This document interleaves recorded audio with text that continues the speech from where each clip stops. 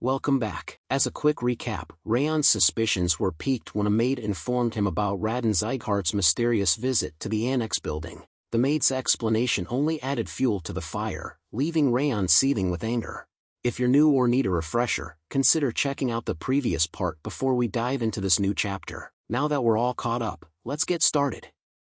The scene shifts to Sylvia's location, where Raon Sieghart is confronting her about the state of the garden. Raon's tone is stern as he asks, "You left the garden messy when a guest was coming, and now, what?" Sylvia responds calmly, but with a hint of defensiveness, "We never received such a letter." Raon's expression darkens, his voice taking on a suspicious tone. "Did you just say that you never got the letter announcing my visit?" Raon's eyes narrow, implying that he doubts Sylvia's claim, and the atmosphere becomes increasingly tense. Raon's anger boils over, his voice rising. "Are you telling me that my butler made a mistake? Or are you trying to claim that I'm lying right now?" Sylvia's expression turns worried, and she hastens to placate Raon. "That's not what I meant. Please wait a moment, we'll clean up quickly." Sylvia's tone is conciliatory, and she seems eager to diffuse the tense situation. However, Raon's anger and skepticism linger, casting a shadow over the exchange. As Sylvia and her maid scramble to finish their work, Raon stands by, his expression a mask of frustration, his eyes narrow, watching the flurry of activity with a mixture of annoyance and displeasure. Raon's thoughts turn inward, his mind replaying the scene unfolding before him, his expression darkens, a scowl etched on his face. "I don't like it," he thinks to himself, "the entire house should have focused on me, because I recently destroyed one of the white blood religion's branches. That should have been the case." Raon's ego seems bruised, his expectation of admiration and attention unmet, his thoughts take a bitter turn. "But no one is even talking about what I did. The entire house is focused on that boy named Raon." Raon's jealousy and resentment simmer just below the surface, his gaze lingering on Sylvia and her maids as they work to clean the garden. Raon's thoughts seethe with indignation, his ego wounded by the perceived slight. How dare a paltry collateral make my achievement pale in comparison? His anger boils over, and he bellows, "How long are you going to keep me waiting?" Raon's sudden outburst startles everyone, and he takes a menacing step towards Sylvia. As he spits in anger, a glob of saliva lands on Sylvia's hand. Sylvia's eyes widen in fear, and she lets out a terrified scream. "Ah!" The maids gasp in shock and worry, their faces pale as they rush to Sylvia's side. The atmosphere is electric with tension, and Raon's behavior has crossed a disturbing line. The maid, fueled by outrage and loyalty to Sylvia, steps forward and confronts Raon. "Young Master Raon, you are going too far, even for a part of the direct line." The maid's voice trembles with indignation, and her words hang in the air like a challenge. Raon's behavior has clearly crossed a line, and the maid's rebuke is a testament to the depth of her outrage. Raon's face twists in a snarl as he lashes out, slapping the maid across the face with a resounding crack. The maid's head jerks to the side, and she stumbles backward, clutching her cheek. Raon's voice drips with venom as he sneers. "Who do you think you're shouting at?" Sylvia's eyes widen in horror as she rushes to the maid's side, her face etched with worry. Raon's anger reaches a boiling point as he spits out the words.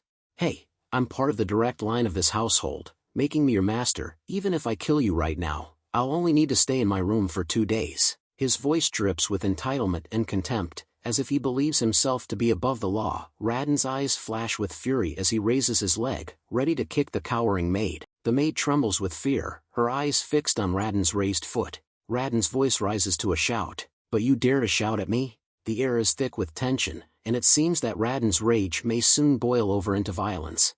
Sylvia's voice cuts through the air, shrill with urgency. "No, stop!" The maid's eyes widen in alarm as she sees Sylvia step forward, putting herself between Raon and the maid. The maid's heart skips a beat as she thinks, "Lady Sylvia, watch out!" In a flash, the maid's instincts take over, and she thinks to herself, "I can't let Lady Sylvia get hurt. I need to stop." Raon bursts into the scene, his sword at the ready, his eyes scanning the area for any signs of danger. His gaze falls on Raon, and his expression darkens. Raon's eyes light up with interest as he takes in Raon's appearance, his voice dripping with sarcasm. "Huh, could it be? Are you Raon? Perfect timing. I want to see you anyway." Raon's tone is laced with malice, and his eyes gleam with a sinister intent. The air is charged with tension as Raon's gaze locks onto Raon, his words hanging in the air like a challenge. Raden's gaze lingers on Raon's sword, a mixture of curiosity and amusement dancing in his eyes. He asks, his voice dripping with mockery. But what's that thing you're holding in your hand? Don't tell me you're planning to swing that scary thing at me? Raden's tone is laced with disdain, his words infused with a sense of superiority. He takes a step forward, his eyes glinting with confidence. I'm part of the direct line, after all. You think a little sword like that could possibly harm me? Raden's voice is a studied blend of contempt and arrogance, designed to intimidate and belittle Raon. Raden's eyes narrow, a sly smile spreading across his face as he repeats in a mocking tone. Quietly sheath it before you aggravate the matter. Raden's voice is laced with sarcasm, his words dripping with disdain. He takes a step closer to Raon. Raden's laughter echoes through the air, his eyes gleaming with arrogance as he introduces himself. I am Raon Sieghart. I'm the son of Baldur Sieghart, the true martial palace master. Raden's words are meant to intimidate, to establish his superiority over Raon. But Raon's response is far from intimidated. With a fierce battle cry, Raon swings his sword towards Raden, the blade flashing in the light. His voice is cold, detached, and dripping with anger. So what? Just as Raon's sword is about to strike Raden, a figure bursts into the scene, positioning himself between Raon and Raden.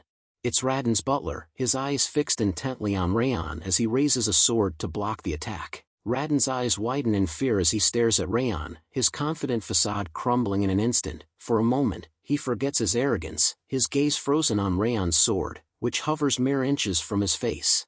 Raon's gaze lingers on Raden's butler for a moment, his eyes narrowing in calculation. Raden's eyes go wide with shock and outrage as he shouts, "You crazy bastard!" Then, in a swift and brutal motion, he punches the butler squarely in the face. The butler's head snaps back from the force of the blow, his eyes glazing over as he stumbles backward. Raden's face is purpling with rage as he shouts at Raon, "Hey, do you even realize who you're attacking right now?" His voice echoes through the area, heavy with indignation and a sense of entitlement, but Raon's response is calm, collected, and menacing. Looking Raden straight in the eye, Raon replies in a low, even tone. "I do." Raon's sword continues its upward arc, the blade glinting menacingly in the light. His voice remains calm, detached, as he explains. "A robber who intruded onto my domain." Raden's face contorts in fear, his eyes wide with terror. He takes a step back, his hands raised in a futile attempt to ward off the impending attack. "What kind of nonsense is that?" Raden exclaims, his voice trembling with fear. He attempts to regain his composure, drawing himself up to his full height as he declares, "I'm the legitimate master of this household." Raon's kick connects with Raden's stomach, the force of the blow sending Raden crashing to the ground. Raon's voice is cold, detached, as he declares, "No, you're wrong." Raden's scream of pain echoes through the area as he clutches his stomach, his face contorted in agony. "ACH." Raden's voice is laced with pain and venom as he speaks up, still clutching his stomach. "You bastard, you'll pay, ack." Raon's expression remains unyielding, his eyes cold and detached. He regards Raden with disdain, his voice firm and authoritative. "You aren't anything like our master. Moreover, the annex building isn't your home." Raon's words are a stark reminder of Raden's transgressions, and the fact that he has overstepped his bounds. Raon's sword flashes in the light as he raises it once more, the blade poised to deliver the final blow. His voice is low and deadly, his words dripping with a sense of ownership and protectiveness. "This is my home, my family's home." The air is heavy with the weight of Raon's words, the implication clear. Raden is an interloper, a trespasser who has overstayed his welcome. The sword hovers, ready to strike, as Raden cowers in fear, his eyes fixed on the blade that will soon end his life. Raon's sword slices through the air, its trajectory unwavering as it hurtles towards Raden. Raden's eyes widen in terror, his face frozen in a mask of fear as he screams, "Aya!" The sound of Raden's scream echoes through the area, a desperate cry for mercy that falls on deaf ears. Raon's expression remains unyielding, his sword mere inches from Raden's trembling form. Just as Raon's sword is about to make contact with Raden's face, a voice rings out, cutting through the air with authority. "Stand back, Sir Raon Sieghart." The voice is firm, commanding, and unmistakable. Raon's sword freezes, mere inches from Raden's trembling face. Raon's eyes flicker towards the speaker, his gaze narrowing slightly as he hesitates, his sword still poised for the kill.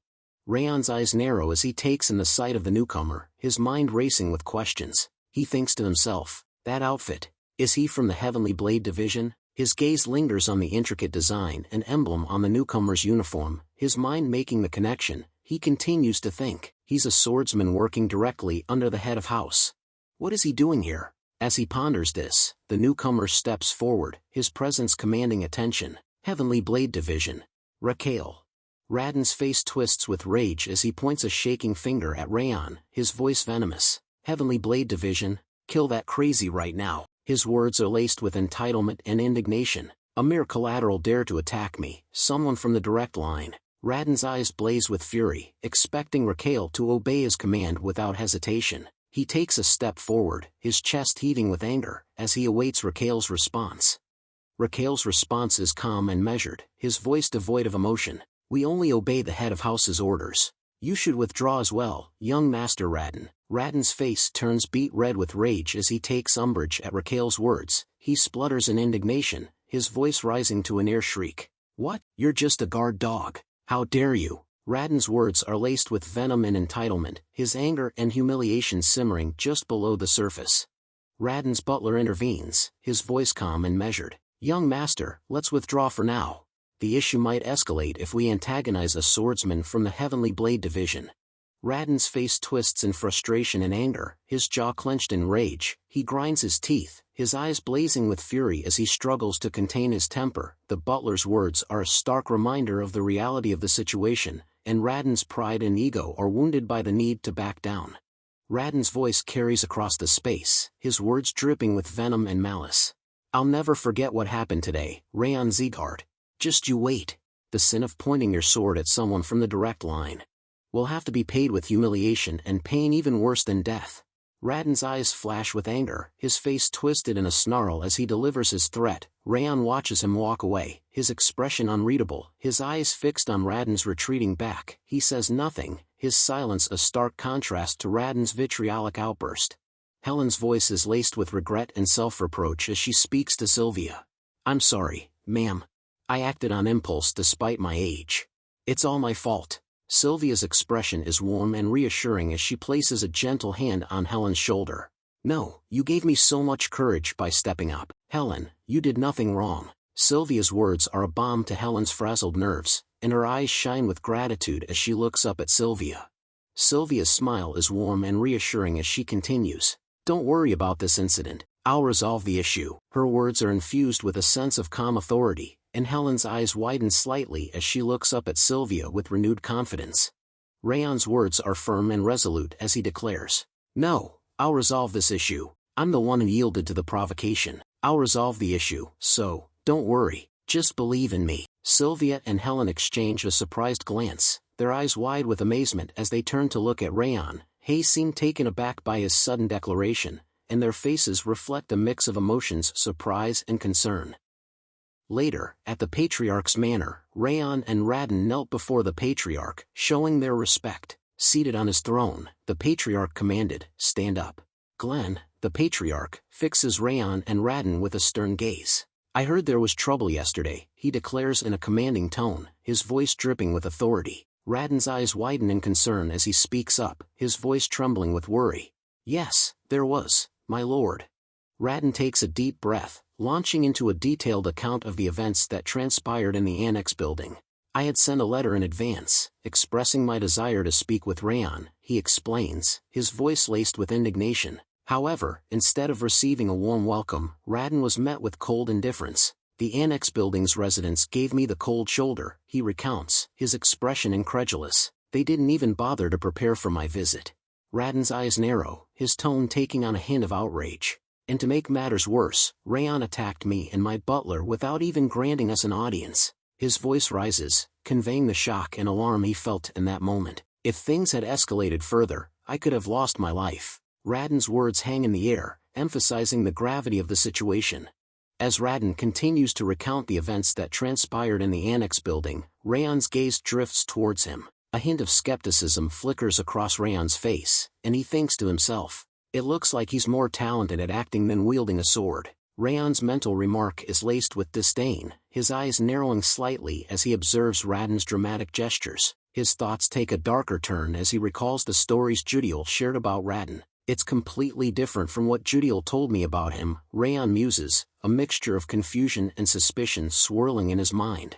Raden's explanation comes to an end, and the Patriarch's gaze shifts to Raon, inviting him to share his side of the story. Raon's eyes lock onto the Patriarch, his voice firm and resolute. "My lord, his entire testimony just now is a lie," Raon declares, his words hanging in the air like a challenge.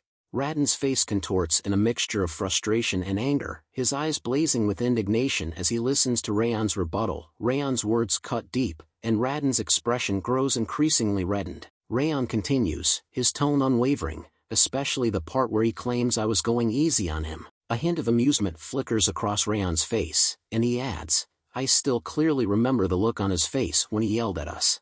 Raden's anger boils over, and he grabs Raon's shirt collar, his face twisted in a snarl. "You bastard," he yells, his voice echoing through the room. Just as it seems like the situation is about to escalate further, a calm and authoritative voice rings out. "You should stop."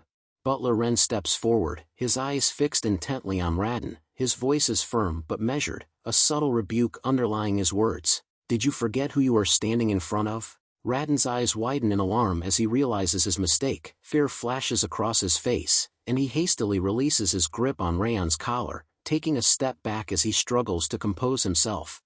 The Patriarch's calm and collected demeanor serves as a stark contrast to the tension that had been building in the room. His voice is measured, and even as he speaks up, "Since the two of you are saying different things, we'll need to call the witness who saw the entire incident." With a swift, decisive motion, the Patriarch snaps his fingers. The sharp, crisp sound echoes through the room. As the Patriarch's fingers snap, the sound seems to summon Raquel, a member of the esteemed Heavenly Blade Division. Raquel emerges, his presence commanding attention.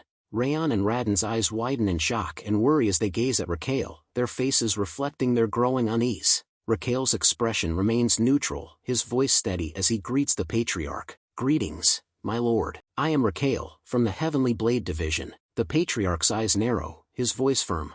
"Raquel, tell me what you saw."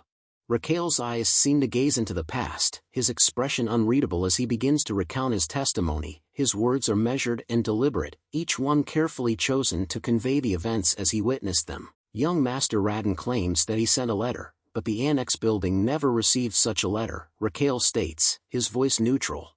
Lady Sylvia was tending the garden with her maids, just like always, when Sir Raden suddenly visited the Annex building. Raquel's words paint a picture of a peaceful scene, one that was disrupted by Raden's unexpected arrival. The implication is clear, Raden's claim of sending a letter is false, and his visit was not anticipated or welcome.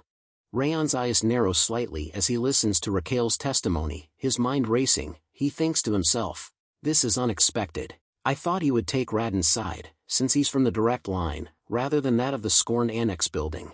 Raon's internal monologue reveals his surprise at Raquel's impartiality. He had anticipated that Raquel, as a member of the Heavenly Blade Division, would naturally align himself with Raden, a member of the direct line. Instead, Raquel's words are a refreshing departure from Raon's expectations. His thoughts continue.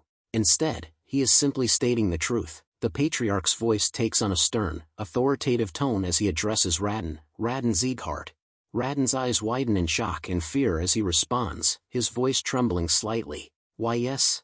The Patriarch's gaze fixes intently on Raden, his eyes boring into the young man's very soul. His voice drips with disdain as he continues, "This is quite different from your claim." The Patriarch's anger boils over, his voice thundering through the room as he demands, "Did you dare to lie in my presence?" Raden's eyes widen in alarm, and he begins to speak in a defensive tone. "But, my lord." However, instead of addressing the Patriarch's accusation, Raden attempts to shift the focus to his original grievance. "The important part is that a collateral attacked someone from the direct line," he exclaims, his voice laced with indignation. Raden's words are calculated to emphasize the perceived injustice, and he presses on, "This is an important matter that can endanger the hierarchy of our house." The Patriarch's expression remains stern, his voice firm as he responds, "Indeed, it is problematic that a collateral attacks someone from the direct line."